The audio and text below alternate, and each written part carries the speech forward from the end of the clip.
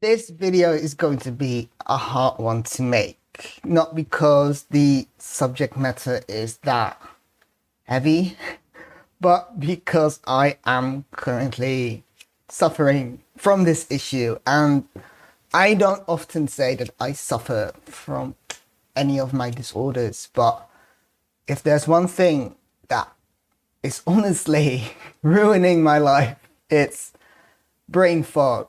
And yeah, I want to talk about that because I honestly I can't think and make my brain do anything else. But before we do, let's talk. The hair, it's too short. Too short. I am aware it's a bit too short. Got a haircut yesterday, don't like it. Anyways. And more important, I cleaned up my bookshelves. I'm proud of me. Okay, so if you are new here, hi, my name is Luca. I make videos about Tourette's and ADHD. So if you're interested in that type of content, please subscribe, hit that notification bell so you get notified whenever I upload a new video. Usually I'm a bit more energetic, enthusiastic in my videos because I usually pick moments where I feel a bit more on top of it to film videos, but it's Sunday afternoon and I haven't filmed a video yet, and I could either not film anything, but then I thought, let's just be real and show what this is like. Because I think brain fog is a thing that is quite common in ADHD, especially with people that have inattentive type of ADHD, what was previously called ADD or combined type, so both hyperactive type and inattentive type. But it's not talked about a lot. And I don't think it's talked about enough because it is, honestly, it can really impact your life. And I also think that there are many people that don't realize that this could be ADHD. It's not only part of ADHD. So if you recognize yourself in this story, don't think, oh my God, now I must have ADHD. It's quite common for normal people as well, and with other disorders as well. So don't worry about that. But I'm going to talk about this from my perspective today, which is from the perspective of someone with ADHD. So yeah, I want to talk about what it is, what it feels like for me. Yeah, how it impacts my life on a day-to-day basis. A couple of things that do help for me. Yeah, that's it really. Honestly, I'm going to give it a go. I'm going to try. I can do this.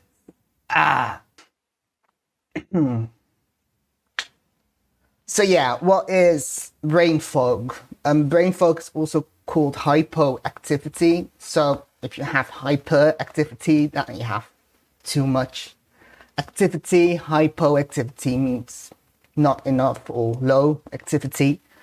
And yeah, that's kind of what it feels like. And brain fog, also a great description because it literally feels like there is fog in your brain. It feels very physical. I think it can sometimes be confused with dissociation, which is something that I also have, but there's definitely a difference between the two, even though it took me a while even for myself to kind of distinguish between the two, and sometimes it's impossible to exactly pinpoint where the difference is. But for me at least, brain fog feels far more physical. Even though it's called brain fog, that might sound more like a psychological thing. I think it's more of a neurological thing. I've not done enough research today to really look into it. I kind of want to do it, go into some more research, but I can't right now. But I think it's far more neurological, and it feels as physical as a headache or a fever. honestly feels like there's not enough electricity and not enough pressure of electricity. I never know the difference between voltage and watts, but both of them lack. Kind of like you have both anemia and low blood pressure, so there's not enough blood going through your organs. And okay, editing Luca here. I know that anemia does not mean that there's not enough blood. Okay, it's just a metaphor. I'm sorry. Just very quickly, in Dutch, anemia is bloedarmoede, which is literally poverty of blood. So maybe that's why my brain went there. I know it's not that. It's just a comparison. Okay, bye. With not enough pressure, but it's like electricity coming from your brain. There is none, and it just kind of sizzles out. And it feels like you've slept for 15 hours in a room that has very little oxygen, that was very hot. You were kind of hungry, not feeling too good. You have a pounding headache, even though it doesn't cause a headache, but it has that same droniness to it. And you have this thick coat on and you just can't think. If you are a coffee drinker and you have woken up like that and there was no coffee, it's kind of like that.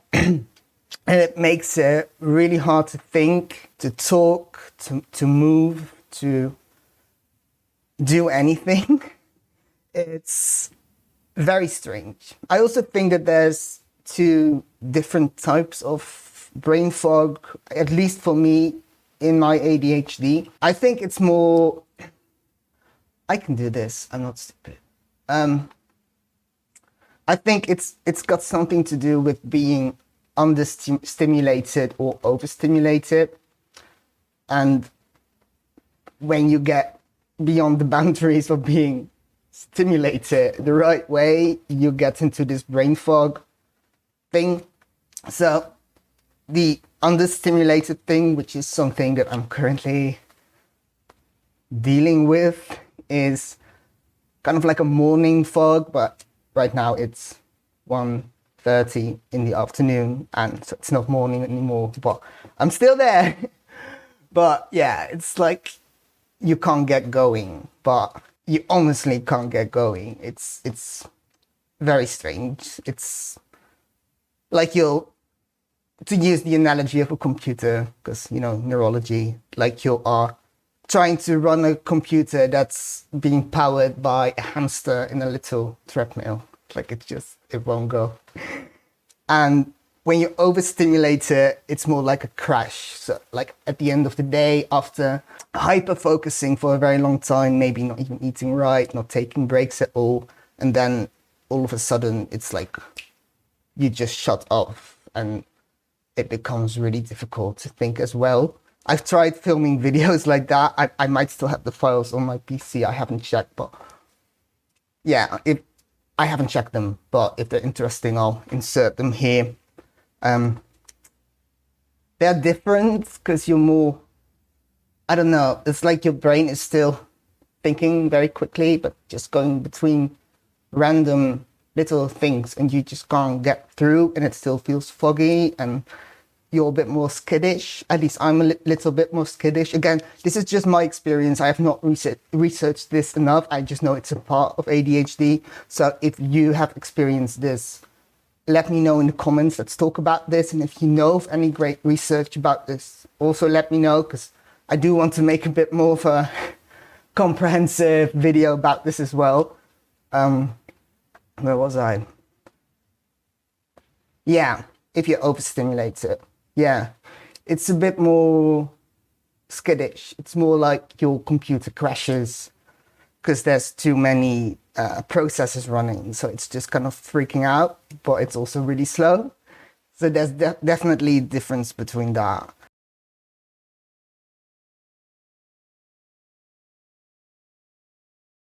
So, hi.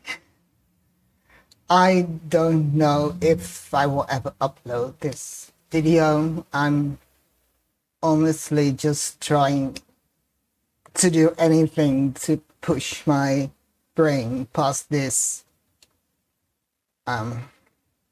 thing. I can't.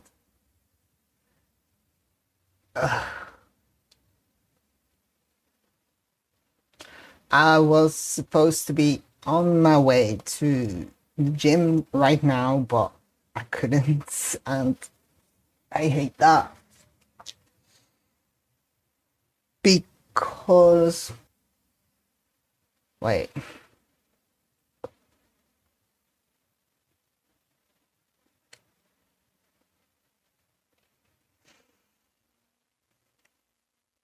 With the understimulated type of brain fog, it feels like this extreme physical laziness that you can't get through. And with the overstimulated type, it almost feels like a physical type of aftermath from, I don't know, like kernel panic. And yeah, there's no way you could sleep or relax after that. It's very difficult to eat or to do anything. Whereas when I'm very understimulated, I just feel very sleepy, very tired. Not that I could just fall asleep, I just feel like I'm yawning, I'm tired. That's a difference between the two. I thought there was a point to that, but I forgot. I don't know. It's difficult to explain how much this impacts my life, but it honestly does. Before I knew that I had ADHD, I just thought that I was really lazy. And because when you get into this state, especially when you're not medicated, at least for me, when I'm not medicated, like I have no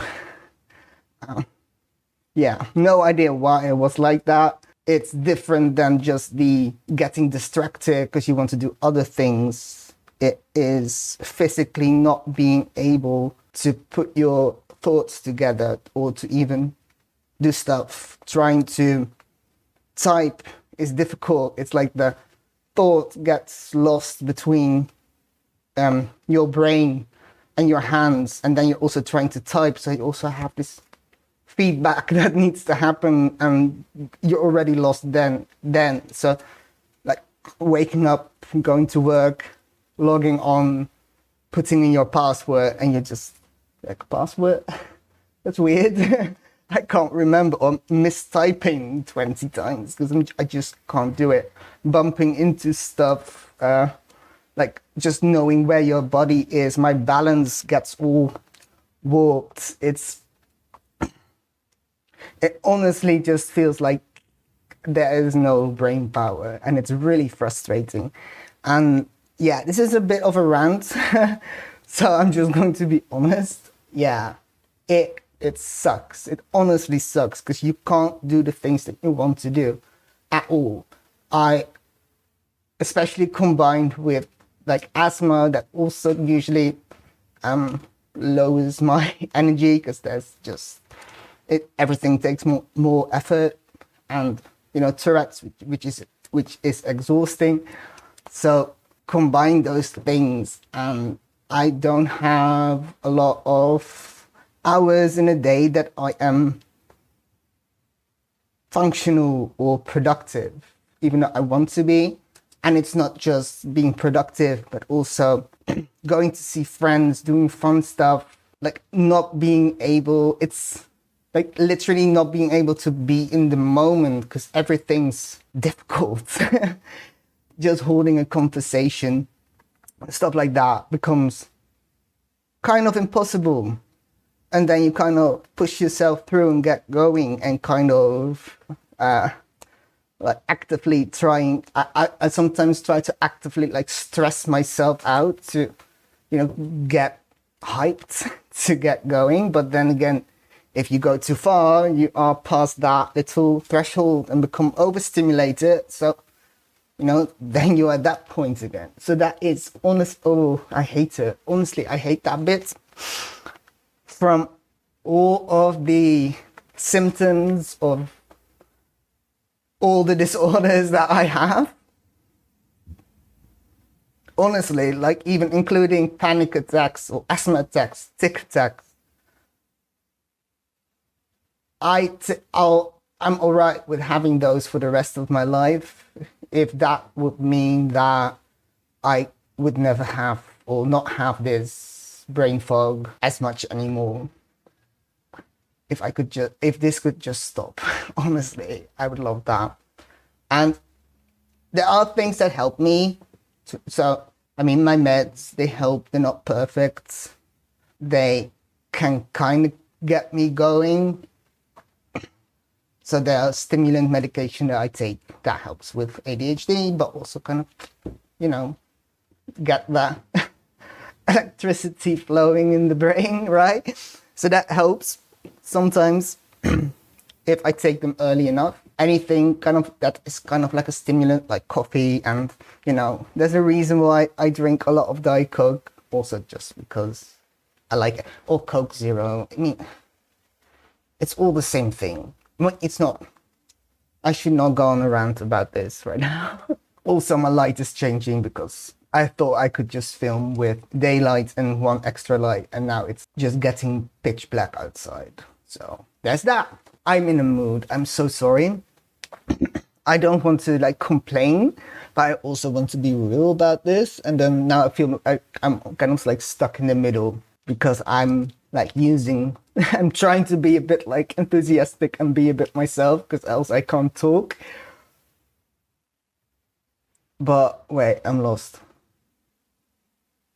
But I also want to show what it's really like, but I can't do both because I can't show you what it's like and talk and be interesting.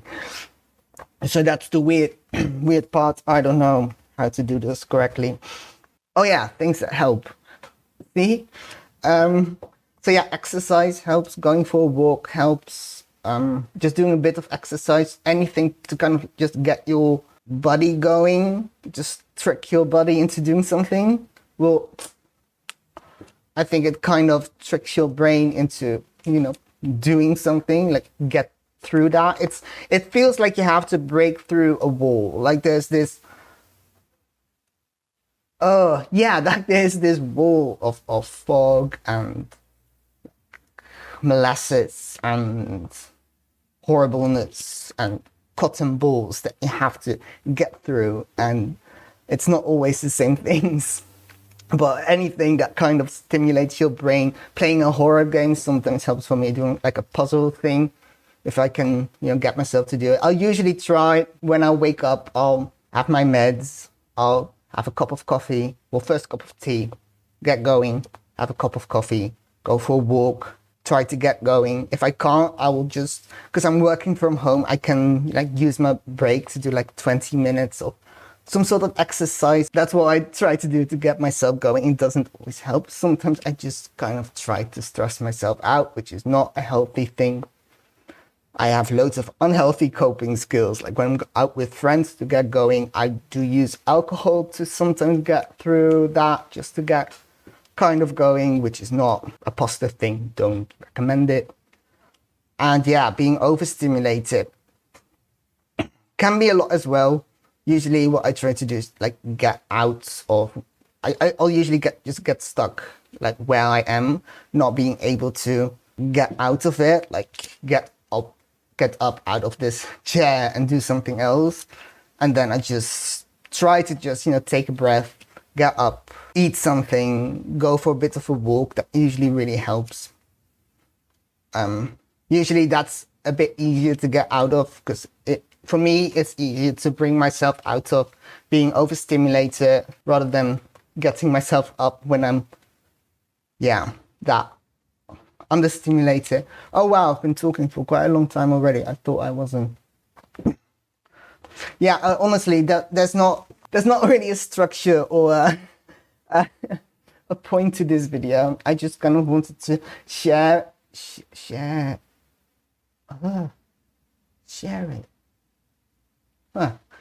I just kind of wanted to share what it was like for me.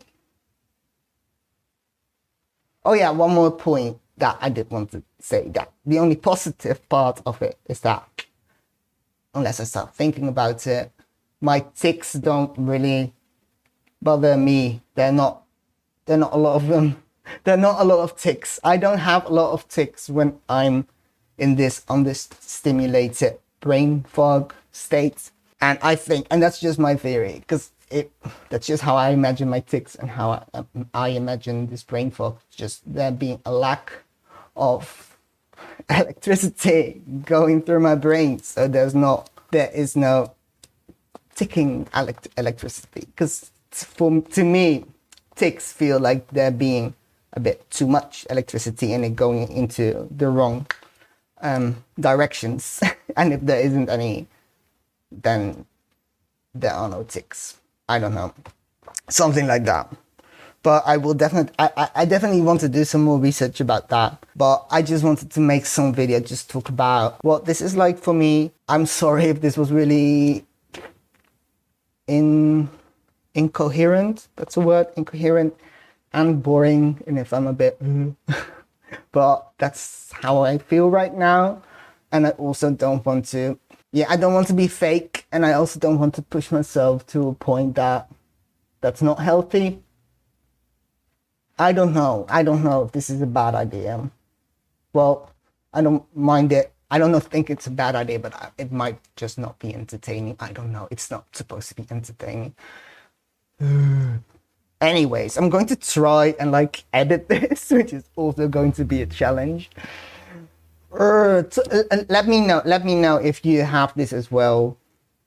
If you want me to do a video about dissociation versus brain fog, yeah, I don't know, anything to do with this. If you made it to this point, thank you. If you're proud of me for cleaning up this bit, let me know. I'm really happy that I did it. I think. I feel like such an adult. I don't like the hair. I think I'm going to bleach it. I don't know. I have to stop talking. Okay. I love you all so much. I'll see you next week, hopefully with when this is working, this brain thing. Maybe they cut a bit of my brain when they cut my hair. That's my new theory. Okay, I love you all. See you next week. Bye.